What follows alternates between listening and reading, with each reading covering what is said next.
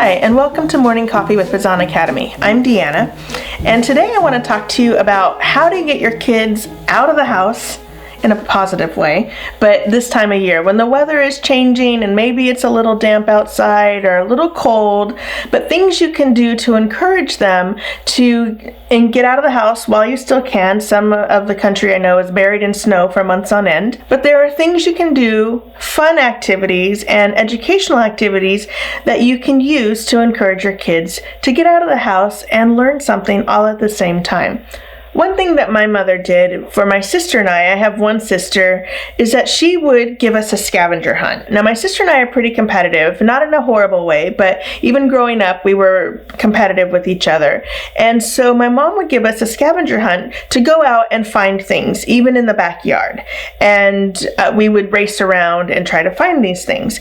And one way that you can do this is to have them interact with nature. You can tell them that they need to find one type of mushroom, and then like 4 or 5 different insects and 4 or 5 different plants. And in the modern world, you can have them take a picture or draw a picture of what they're seeing, and then you can have them identify it. You can get field guides from your library or pick them up pretty inexpensively for your region at used bookstores, and then you could go through the books and have them learn something about the types of plants and animals and insects and all of these different things that are right outside their back door. And this is a great activity to use. So this type of activity is not new. 2,500 years ago, Aristotle was walking around a lagoon, observing plants and animals, and writing things down and trying to categorize them. And this is just such a fun activity. Now, I'm a birder, so I spend so much time just out in the world looking at birds and trying to identify them. And when I can't, I'll make some notes, either mentally, I'll try to remember everything about the bird, or I will literally jot down some notes and then go back to my field guides when I get home to try to identify that bird. I have a life list, so I'm always adding to that, and I get so excited when I find something new. And what this does is that it sparks curiosity, and it sparks this joy of learning about something that you may not even know your child has.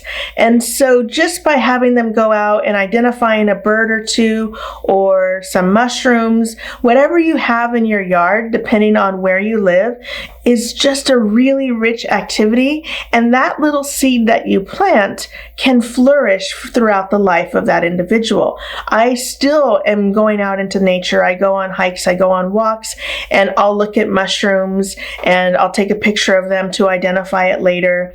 It's nice in the modern world because we can just snap a picture on our phone and then I can go back to my field guides later. And it is just a fun activity, and it's nice to challenge yourself.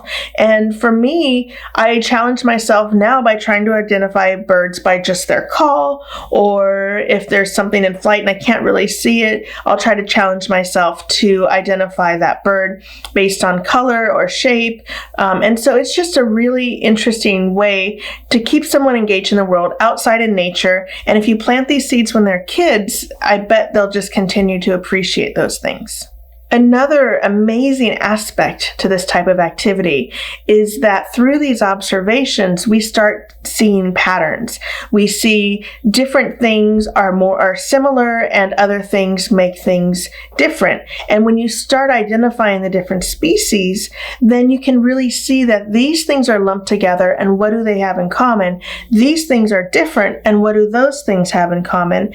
And this is how we expand our brain. This is how we really get our mind to think in an integrated way. This is how you get critical thinking. This is the only way to teach it, is by engaging the mind in these sorts of activities. You can't go out and just say, I'm going to teach critical thinking today. No, it's something that is built over time, and it's these sort of integrated activities that build that critical thinking and make people interested in the world around them and want to use their minds. So if it's a rainy day and it's not pouring, you don't want your kids to get sick, right? But if it's just a little drizzly, don't be afraid to have them go outside and look into the natural world and start working on these activities. If you're enjoying our videos, please like them, share with your friends, subscribe to our channel, hit the notification bell. We have links to our other social media in the description below. And have a great day. I'm off to my nature walk.